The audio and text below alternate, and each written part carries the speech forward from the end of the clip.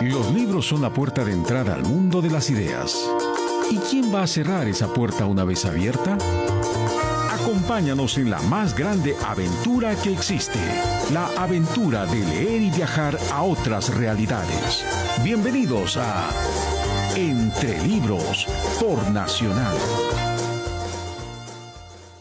Buenas noches, esto es Entre Libros por Nacional, que nace cada día. Soy César Bedón y esta noche voy a conversar, va a ser un gusto de verdad, con el escritor peruano Richard Parra.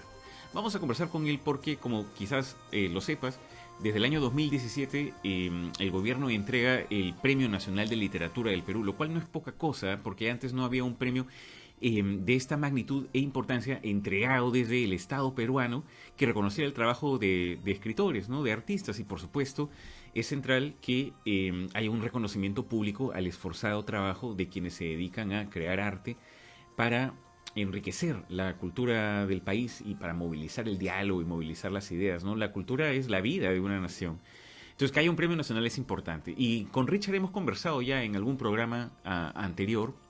Sin embargo, no tan extensamente como lo haremos ahora en este programa. Vamos a conversar en los dos bloques de entrevistas que tenemos con él y yo creo que va a valer la pena.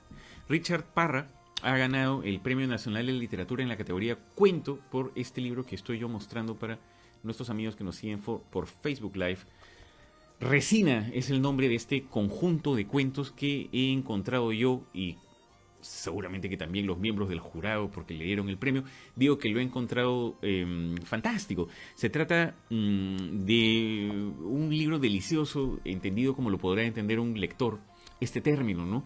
Como la posibilidad exquisita de, por un instante, sumergirnos nosotros en otra vida, en otra experiencia vital y llegar a estos escenarios que nos plantea el escritor, ¿no? Escenarios a veces negros y desoladores, pero no exentos de cierto humor. Incluso hay un ánimo incluso cachaciento en algunos de los cuentos durísimos y tan bien trabajados de este libro de cuentos que he disfrutado yo enormemente. Me parece que en la prosa de Richard Parra hay electricidad, me parece que tiene un estupendísimo manejo de los diálogos, me parece que hay un ánimo oscuro e, insisto, irónico, celebratorio, tal vez, de los usos y de las hablas de la calle, ¿no? Hay, por ejemplo, un interés en un escritor como él en recoger la forma como se habla, incluida, por supuesto, la jerga, incluidas, por supuesto, las malas palabras, como decían nuestras abuelitas, ¿no? Es una lectura deliciosa, la verdad, y recomiendo tremendamente este libro llamado Resina, para quienes no lo hayan leído, que de hecho fue mi caso. Para esta entrevista me he encontrado con este libro y ha sido una tremenda y grata sorpresa, aunque no tan sorpresiva, si es que se me permite el juego de palabras, puesto que Richard Parra ha escrito ya anteriormente libros de estupenda factura y se ha convertido en uno de los escritores más interesantes de estas épocas. Vamos a escuchar entonces al escritor Richard Parra a continuación en este programa que acaba de comenzar.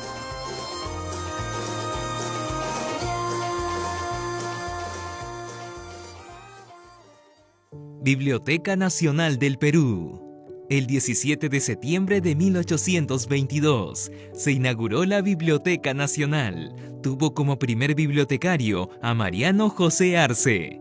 En ese entonces, la biblioteca contaba con 11.256 volúmenes que procedían de la antigua biblioteca de los jesuitas y donaciones particulares, además de 600 libros de propiedad del General San Martín. En la actualidad cuenta con dos sedes, el histórico local de la Avenida Abancay y la nueva sede en San Borja. Cuenta con un innumerable patrimonio cultural bibliográfico, digital, documental, fílmico, fotográfico y musical peruano.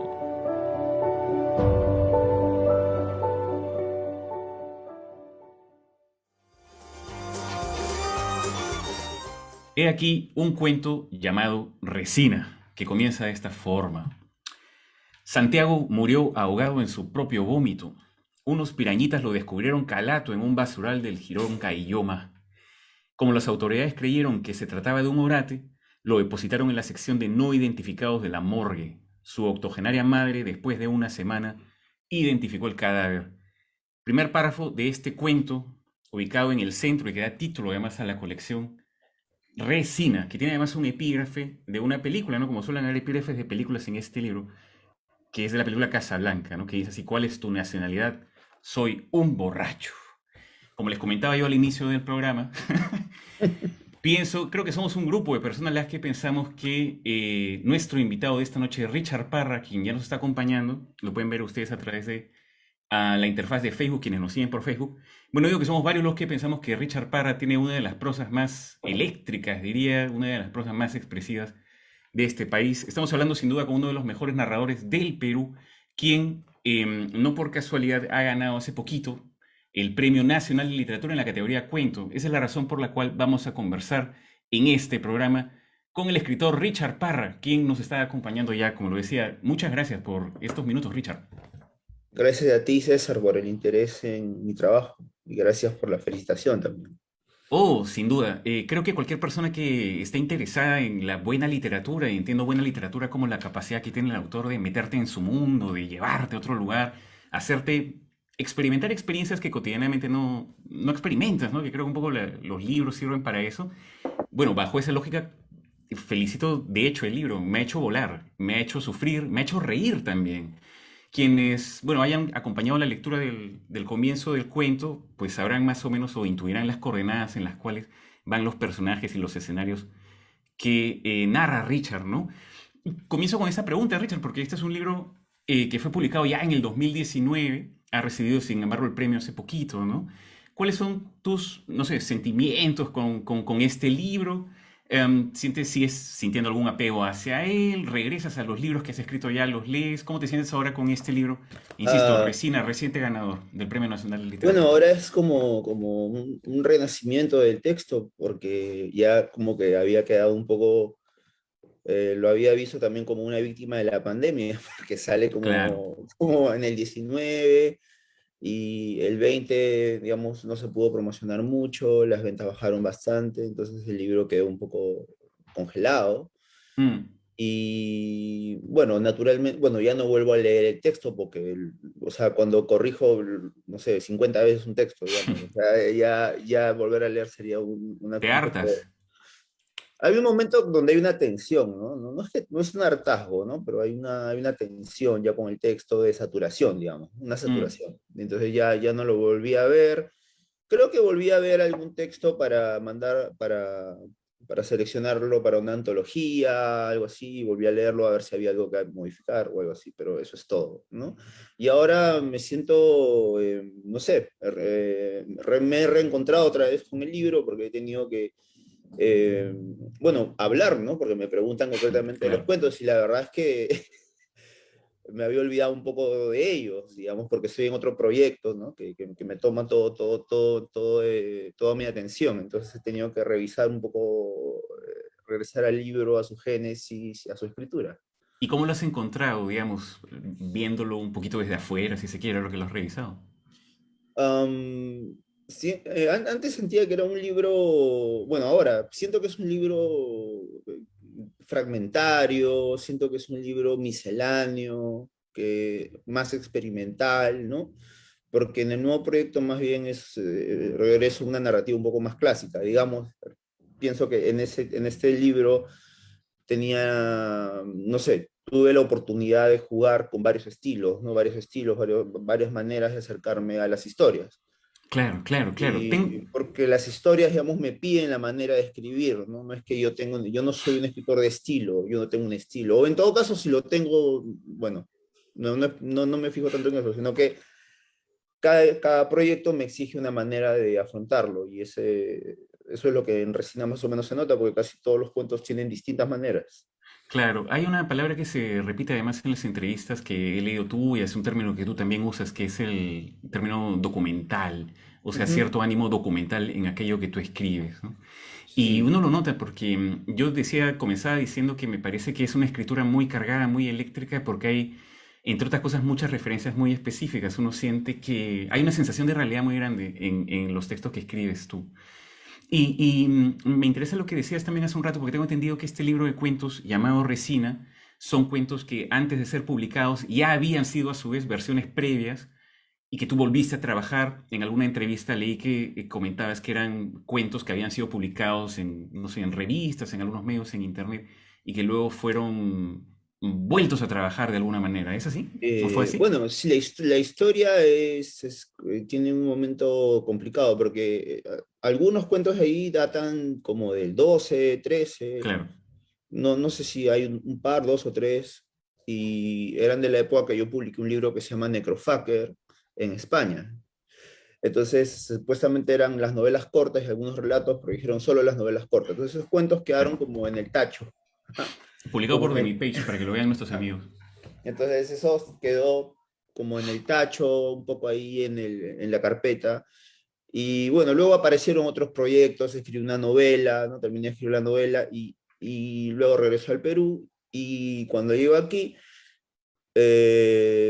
bueno, quería escribir relatos, pero tenía esos ahí, además tenía todavía el deseo de algunos momentos, porque no se trata de cuentos, no sé, hay unas anécdotas, hay un personaje, quiero, ¿no? Hay incluso un estilo literario que quisiera recorrer, entonces hay un deseo de escritura, ¿no? Entonces Mm, reaparece aquí, pero reaparece aquí porque me reencuentro con el habla, digamos, de acá local, ¿no? Las hablas claro. locales y pienso que ese fue el combustible, uno de los combustibles que ingresan a la reescritura de los relatos, ¿no? Entonces tomó algunos años, pero el rush final habrá sido como un año, ¿no? El rush final de estabilización de los cuentos, ¿no? Claro, claro. Lo cual, Y por favor. sí, sí, o No, sea, y además yo, por ejemplo, lo trabajé en las bibliotecas públicas. ah, Entonces, trabajo en biblioteca pública, o en la Nacional o en la de San Isidro, que está acá cerca de mi casa. Entonces,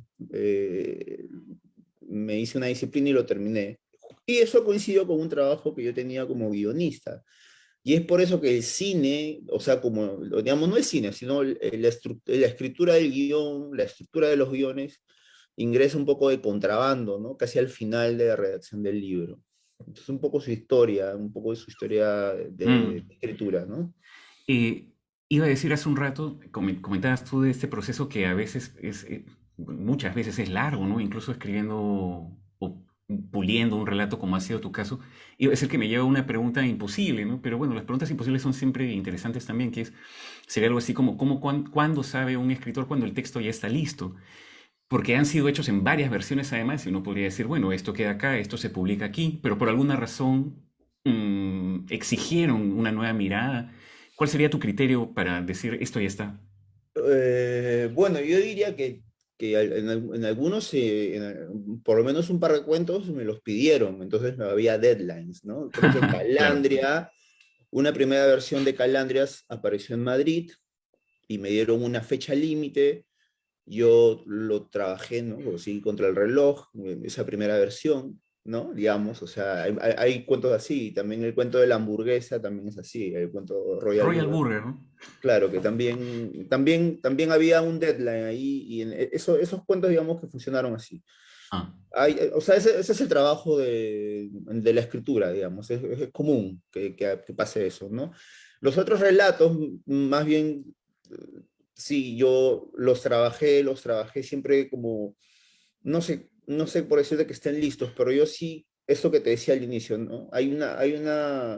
Aparece en un momento, podemos decir que hay un placer de la escritura, mm, pero eso también, como todo placer, acarrea también un malestar, ¿no? Digamos, como Freud hablaba, ¿no? O sea, también hay una cosa como de muerte, ¿no? mm. Y también de fracaso, digamos, o sea, porque el relato acaba, lo entrego, se edita y luego, después de 2 semanas, uy, me olvidé de poner esto, pero ya fue, ya está impreso. Entonces, no sé, no te lo podría decir, pero también cuando ya Planeta edita el libro, también trabajamos con un deadline, ¿no? Y Claro. me dieron tal día lo entregas, algo así, más bien lo recuerdo, y el libro, bueno, así es la vida de los textos, ¿no? La verdad que... Yo creo también. Hay una frase muy famosa de Duke Ellington que él decía algo así como, no necesito tiempo, lo que quiero es un plazo. Y ciertamente, como sabemos también cuando hay un plazo, y eso se ve mucho en periodismo, y bueno, también en la En, literatura, como lo en comentas ensayo, tú. ¿no? Y también en el mm, ensayo, también, ¿no? Se ve eso. claro, claro. Entonces tienes que llegar al final y llegas con todas tus energías, ¿no? Yo creo que, por ejemplo, bueno, también pienso que los textos, ya que hace un rato hablas de documental y ahora hablas de periodismo, ¿no? O sea, yo también veo que estos textos son como híbridos, o sea, yo los concebí así, con un poco de guión, con un poco de Mm, periodismo, se habla del periodismo, bueno, yo no soy periodista, pero mi hermano estudió periodismo, en verdad es un empresario, tengo amigos del periodismo, digamos, también hay zonas ensayísticas, hay zonas poéticas, ¿no? Hay zonas también un poco, como tú dices, ¿no? Como picarescas, ¿no? De un humor así, casi amelcochado, digamos. O sea, hay un poco, traté de hacer como un sí. Frankenstein, ¿no? De mezclar lo que entre comillas no se puede mezclar, ¿no? La literatura como se conocía antes, como la literatura mayor, ¿no? La literatura de los grandes proyectos nacionales, sino yo aquí practiqué casi una antiliteratura, bueno, yo creo que escribo siempre una literatura menor hasta ahora, creo que es lo que hago, bueno, Claro, bueno, yo creo que toda persona que escribe va a tener cierta relación con lo que escribe, que va a ser distinta a la relación del lector, ¿no? En parte porque el escritor está conviviendo con el material, pues no sé, 3 meses, años a veces, y el lector se lo consume pues en 2 horas, entonces la impresión estética que él pueda tener es mayor, ¿no?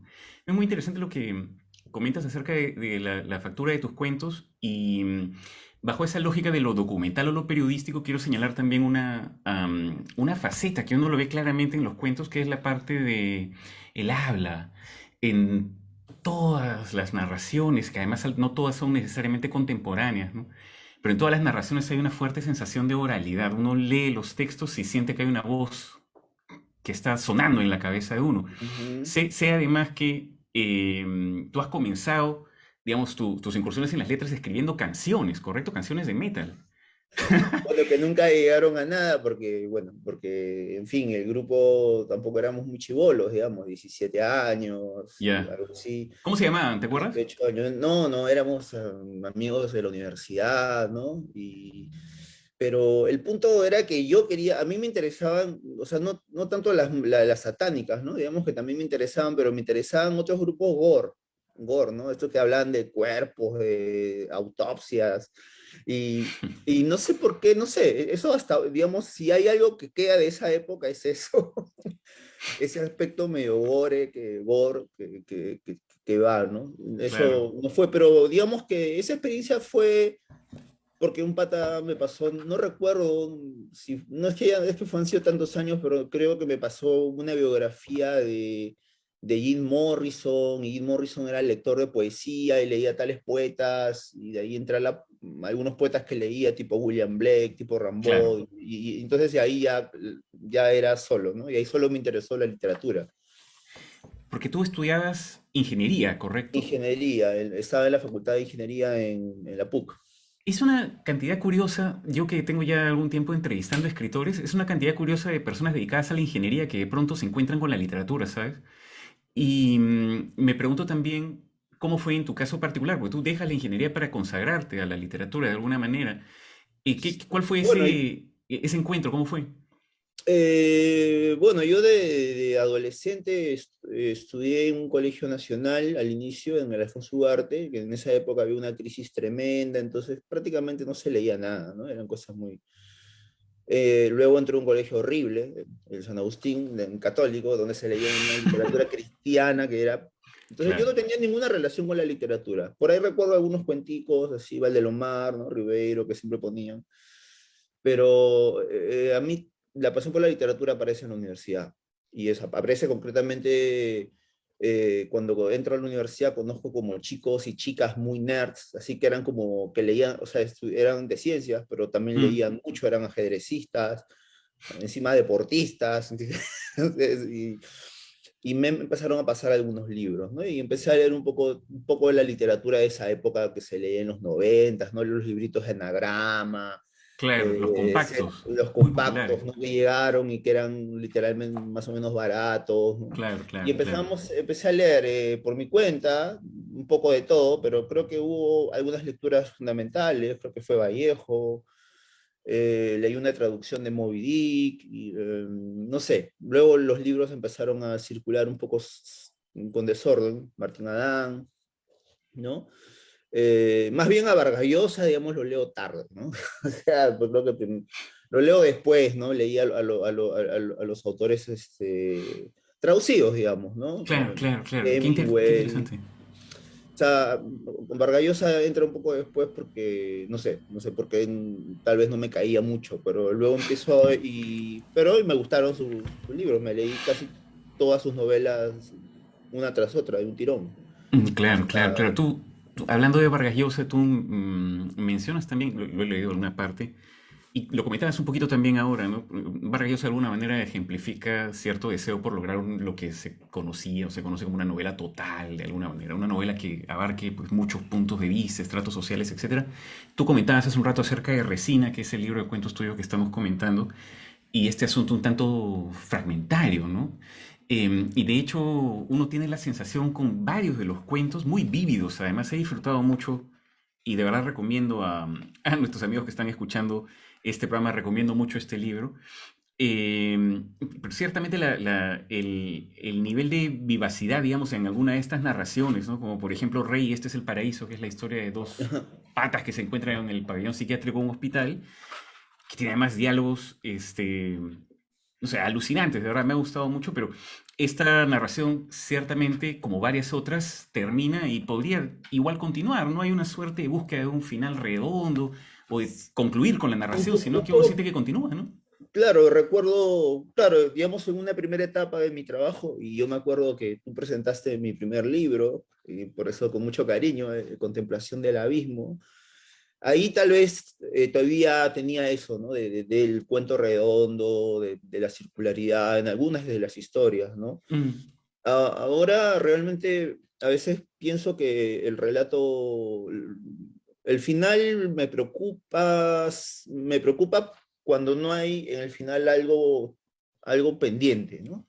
Algo no concluido, o sea, mm. que tiene que quedar como todavía en una nueva tensión, y como tú dices, se puede continuar la historia, alguien puede retomarla, yo mismo puedo hacer unas, si me da la gana, tal vez hacer como una suerte de secuela, ¿no? En fin, se puede, pero dejo los textos ahí. Bueno, creo que el único texto que podría decir que es redondo ahí es el de la hamburguesa, ¿no? Porque el Es tipo circular de alguna está... manera, sí. Sí, ese cuento, me basé en esa imagen, ¿te acuerdas del tipo del auto fantástico que le tomaron un video comiéndose una hamburguesa David tirado en el Hasselhoff. suelo? Ajá, David No Hasselhoff. sabía, ¿en serio?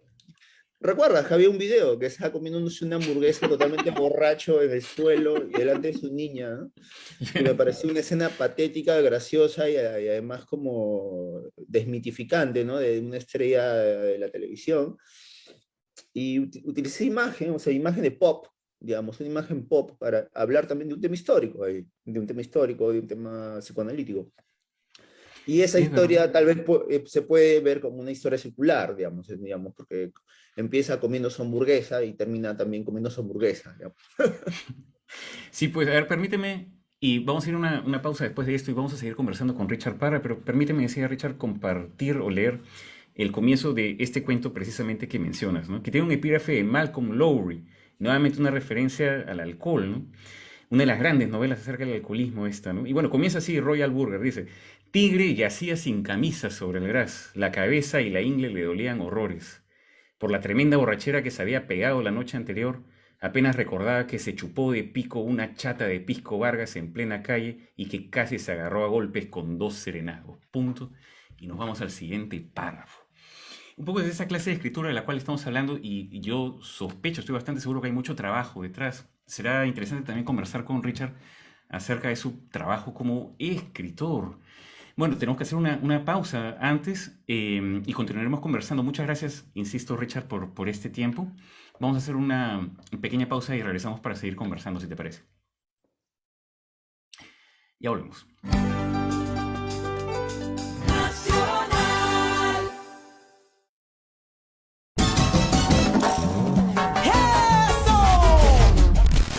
Este es un comercial de cumbia. Sin cumbia. Y lo hicimos de este modo para probarte cómo suenan tus tardes sin cumbia. Así. Tan aburridas como este comercial. Mejor ponle Ponle alegría a tus tardes con Señora Cumbia, Perú. Con Yuli Pinedo. De lunes a viernes a las 3:30 por Nacional.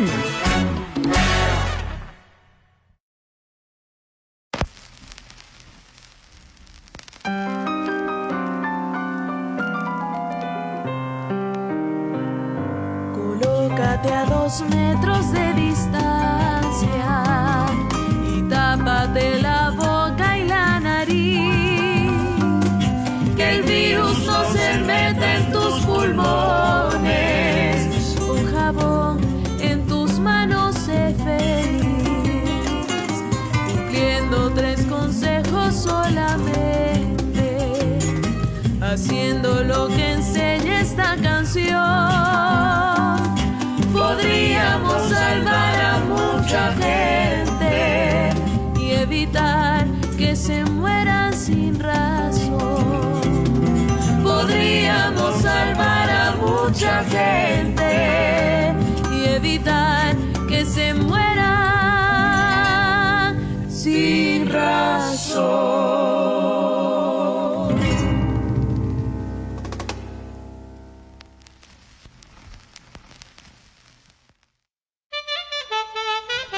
Ñawpa pachapi llaqtanchikuna sumaq mascarakunata ruwarqaku kawsakuyninkumanta willakunankupaq.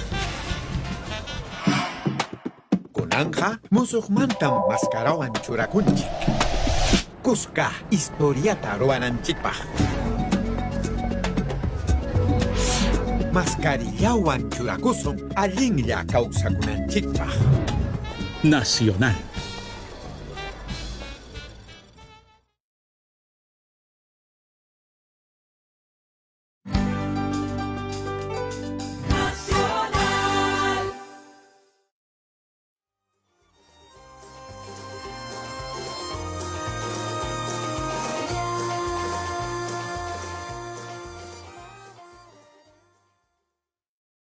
Chasquilibro. Reciben llamadas desde cualquier parte de las alturas de Poroy en el Cusco. Sus emisores son la mayoría niños y adolescentes, quienes les piden que por favor les lleven un libro a su hogar.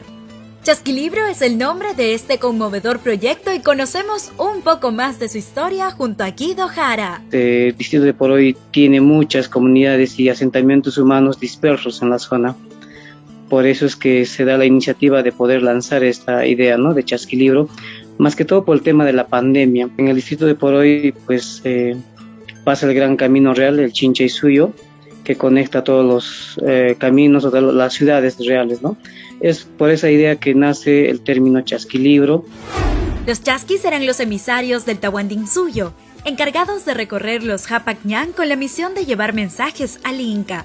Guido asume ahora este reto, pero su objetivo es llevar educación a los hogares más alejados del distrito. Y yo me uno a este equipo porque nace la urgencia de alguna manera satisfacer una necesidad básica, ¿no?, que es la educación. Y en tiempos de pandemia la educación se ha visto muy limitado en tema de servicio presencial.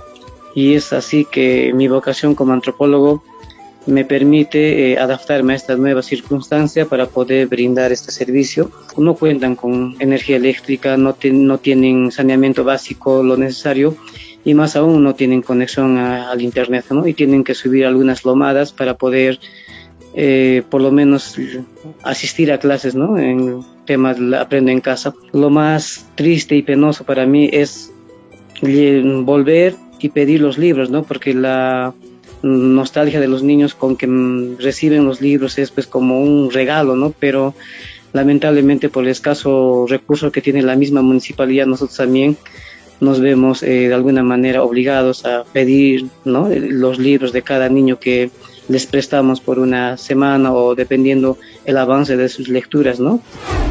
No es nada fácil.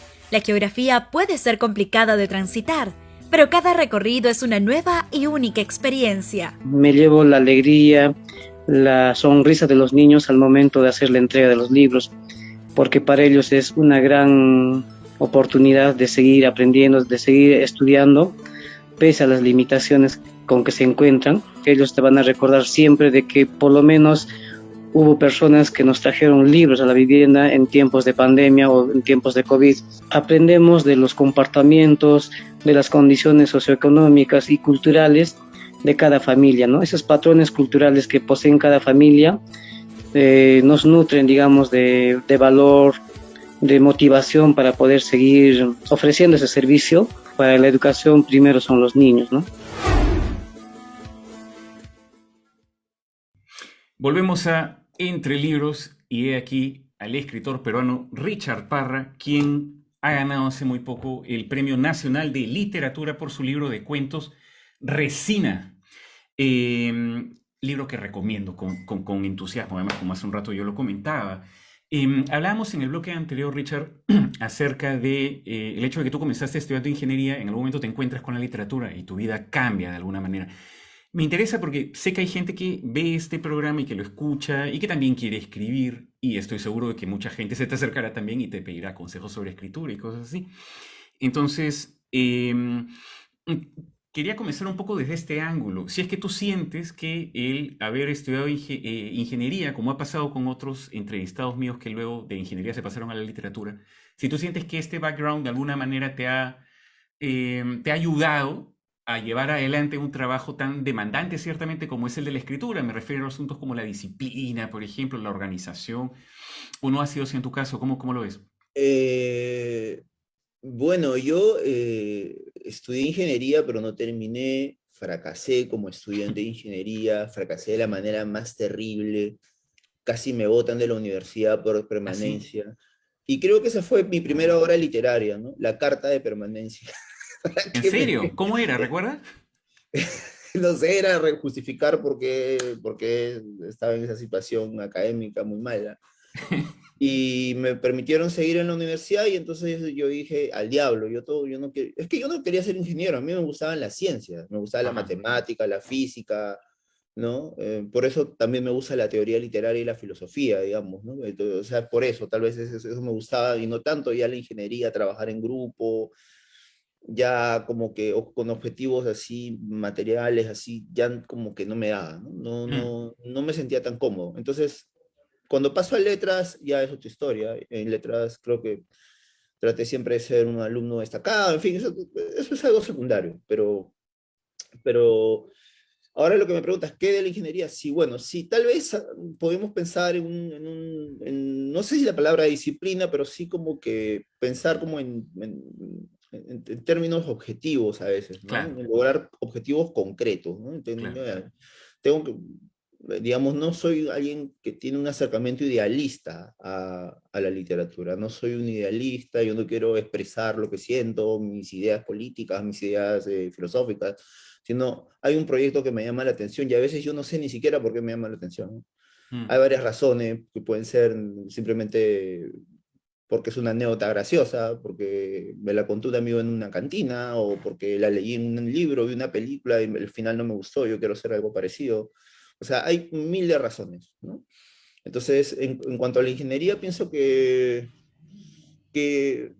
sí, hay un elemento estructural, digamos. Hay un elemento de verlo todo como una suerte Descartes hablaba como una suerte de arquitectura a la escritura, ¿no? Y al libro también.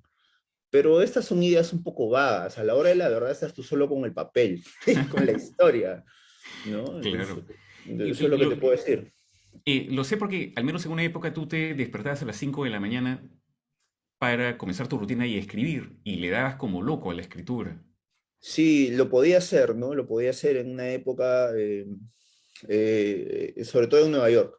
A mí lo que me disciplinó realmente, o sea, yo donde me disciplino como escritor es en Nueva York. Cuando yo salgo de la Católica, realmente, cuando salían, te pedían un trabajo de 15 páginas, o sea, la gente no escribía, por ahí había un par de chicos que escribían, pero eran muy aislados, ¿no?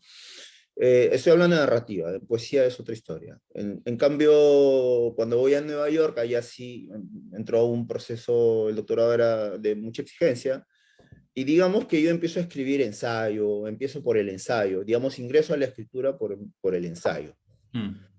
Y en un momento, pasados unos años, retomo el proyecto de escribir narrativa, ¿no? O sea, es algo que retomo después de haberme entrenado, digamos, en la cosa de, así como en machucar botones, como tu taller, de teclear, de estructurar textos, ¿no? Ingreso por unas razones, otros entran por el periodismo, por ejemplo, otros por el derecho, otros entran por el cine, ¿no? O sea, se puede entrar por distintos lugares a la escritura narrativa, ¿no? Yo en ese momento ingresé por el ensayo, de hecho mi primer libro tiene un tono ensayístico, pienso algunos cuentos.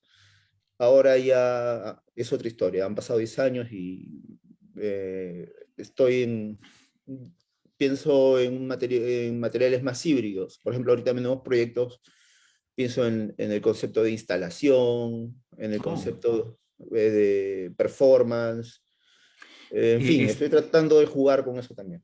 ¿Relacionado esto con la novela que estás escribiendo actualmente o son proyectos independientes? No, una novela que estoy escribiendo, ¿no? Estoy tratando de poner eso porque me llama mucho la atención, pero yo no sé cómo ingresará todavía, ¿no? Ese es un poco el reto del texto, ¿no? ¿Cuál es la fecha de cierre ya que hablamos de objetivos, cuál es la fecha de cierre para tu novela? Bueno, ya hay un rush final, lo que pasa es que con todo esto del premio prácticamente dejé de escribir porque tengo muchas actividades, compromisos. Claro. Y yo me imagino que, bueno, ya estamos ya casi a fin de año. Para publicar un libro toma algunos meses, ¿no? No lo escribo, termino hoy día y mañana lo publican, ¿no? Y saldrá el próximo año, me imagino. Eso dependerá de los editores, pero que sale.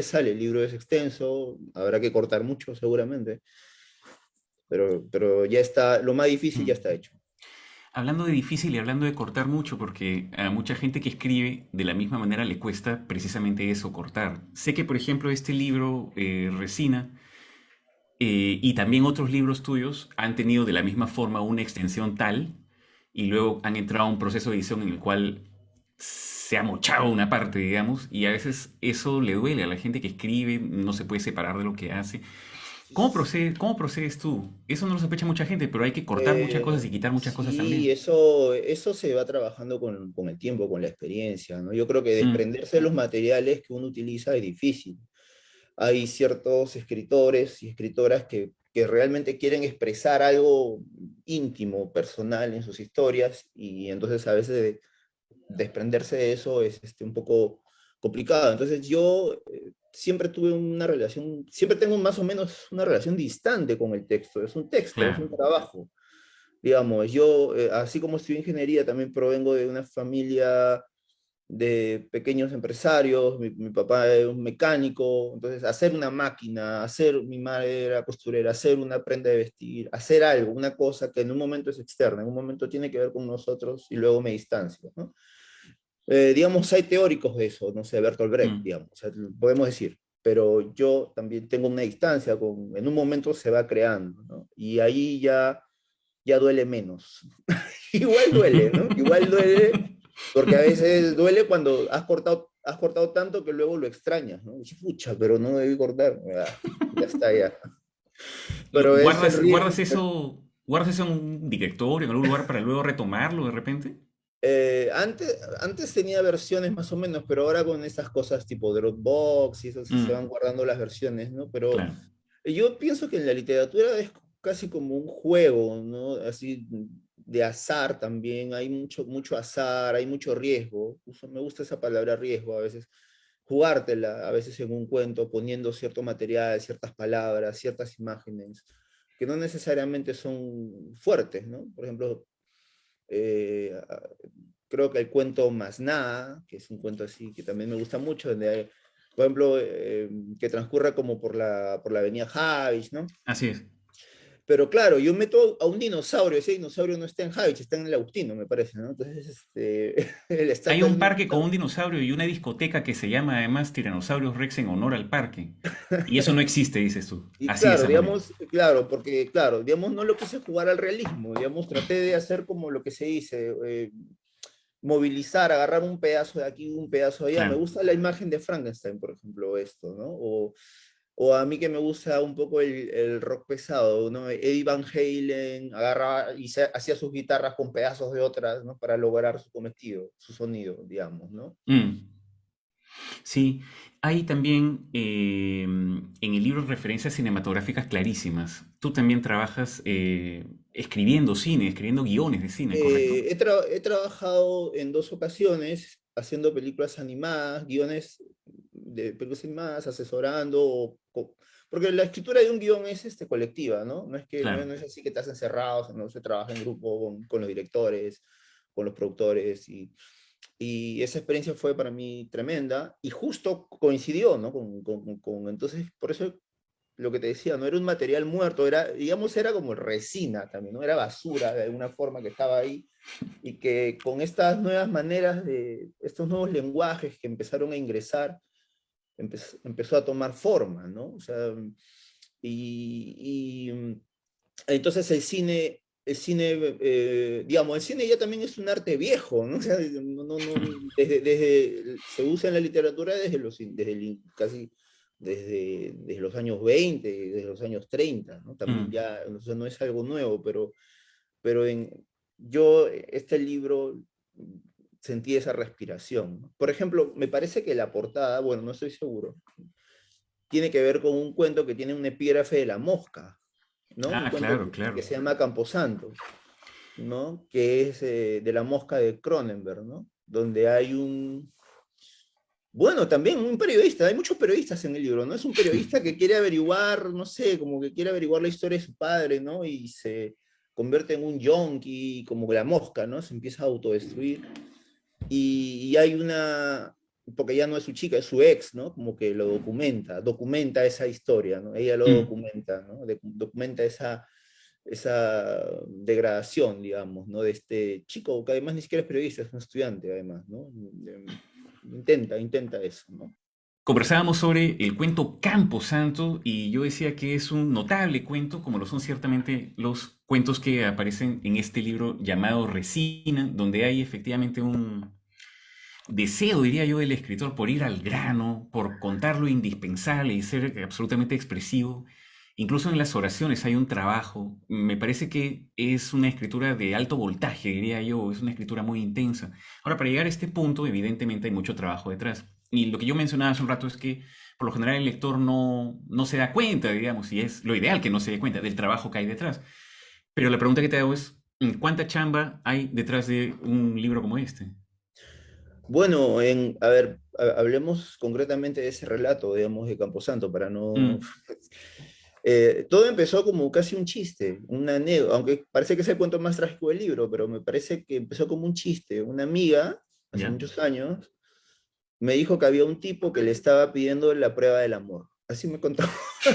Y que era un tipo muy tóxico y, en fin, muy acosador y, en fin, y se lo sacó de encima, en fin, lo choteó.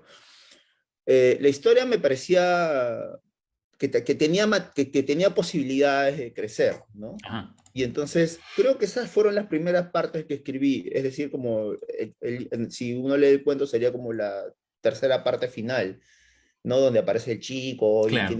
y es tóxico, etcétera, etcétera. Esas fueron las primeras partes. Entonces, como tú dices, sí, empiezo yo siempre por eso que quiero contar.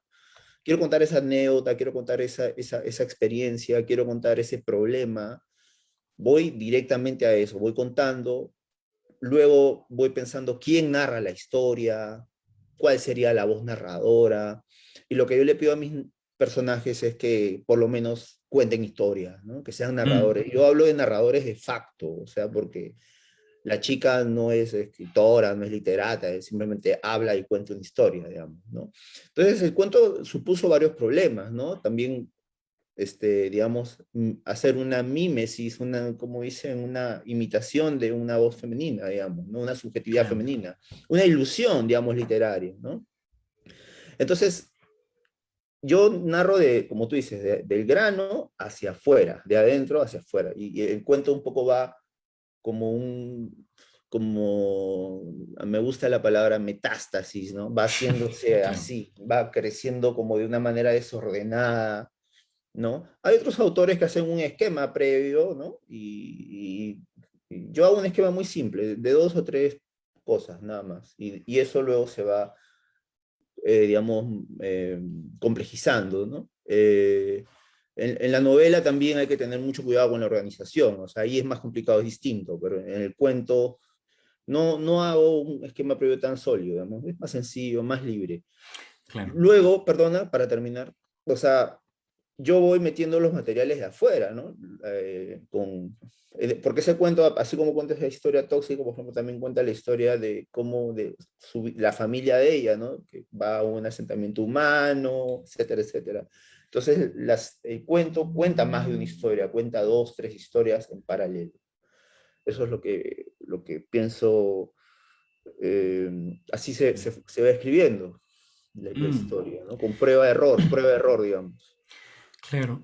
Mencionaba eso también porque siempre recuerdo, alguna vez leí que el escritor David Foster Wallace, cuando le preguntaban sus estudiantes o le decían que también querían ser escritores, él les solía decir algo como esto, ¿no? O les preguntaba un poco con cachita también. Le decía a los hijos, no sé, ¿te gustan las oraciones?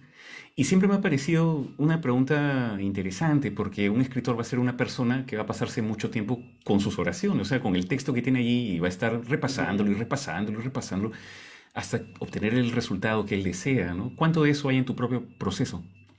Bueno, sí, yo creo que mis primeros borradores son muy barrocos, son muy recargados de adjetivos y oraciones largas, ¿no? Que más bien el libro, si tiene algo en común, algo no fragmentario, es que las oraciones son breves, donde se privilegia la acción a la descripción, ¿no? En algunos, digamos, no hay tantos adjetivos, en el último hay muchísimos, digamos, porque precisamente el personaje es así, y está catalogándolo todo, ¿no? Es decir, lo que busco ese lenguaje en el personaje, en los personajes, y yo lo intervengo, ¿no? Digamos, yo lo intervengo. Algunos se han hecho con entrevistas, digamos, algunos cuentos, digamos, el cuento Más Nada surge de en realidad una conversación que fue inolvidable, de una amiga que me cuenta la historia esa historia básica del chico, y fue inolvidable. Durante años dijo, quiero escribir esa, pero no sabía cómo diablos escribirla, ni con qué, pero en algún momento pruebo con esta voz, en este barrio, con esta música además, ¿no? Porque ahí están escuchando el chombo, ¿no? Entonces, en otros cuentos se escucha Black Sabbath, ¿no? Pero ahí se escucha el chombo, digamos. Entonces, así, con ese imaginario cultural lo voy creando. Ahora, eso que tú dices, ese trabajo, yo lo veo como un trabajo más artesanal, ¿no? Por eso yo allí sí, por eso digo, ¿no? La idea de que yo no tengo un estudio, digamos, tengo un taller, es mi taller de trabajo, digamos, todo es más artesanal. Yo no me veo como un artista, es más, ni siquiera me veo como un escritor a veces. Más me veo como un narrador que ordena, que saca citas de por acá, de por allá, y como que hago una suerte de collage, ¿no? En algunos de mis proyectos es así. ¿Qué sueles decirle tú a la gente que te dice yo también quiero ser escritor? Esto que te he dicho hace un rato, quieres escribir, bueno, no es querer ser escritor, sino quieres escribir una cosa, una ficción, una narración. Bueno, escribe directamente aquello que quieres contar, porque es ahí donde está el deseo que te va a sostener en el tiempo, trabajar esa historia. O sea, si te impones el proyecto de otro, quiero escribir una historia como la de cuál, no, pues ahí no. Tienes que tener una relación, puede ser cualquiera, puede ser personal, académica, puede ser hasta una relación de odio, de amor, pero tienes que tener algo, un gancho con esa historia. Y escribir, bueno, yo diría, anda directo al grano, nunca empieces por la primera oración, empieza por daste cuenta como que ya has escrito las primeras páginas, ya estás como que en el medio, ¿no? Eso es un poco lo que yo le recomendaría, y bueno, tengo algunos alumnos, lo que les digo, un poco también eso, ¿no? Que hay que sostener ese deseo, ¿no? Yo no me lo explico tampoco, de dónde viene, ¿no? Cada quien tiene su propia, ¿cómo se dice? Digamos, podemos hablar de una erótica literaria. Claro. Cada quien tiene una erótica literaria. Sí, pues, la escritora Leila Guerriero habla de una adicción con el texto, me parece también una interesante manera de verlo, ¿no? O sea, uno establece sus relaciones con aquello que escribe, como lo comentas tú, ¿no? Y yo creo que los lectores agradeceremos también saber de esas relaciones para el próximo libro tuyo. Por acá me está diciendo Kimberly que ya estamos cerrando esta conversación.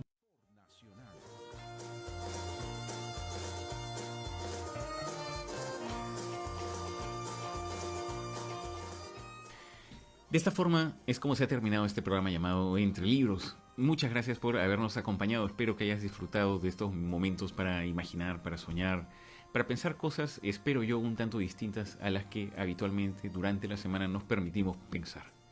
En nombre de Kimberly Acero y en nombre mío te agradezco mucho la compañía en estos 60 minutos que espero vuelvan a repetirse el próximo sábado a las 8 horas.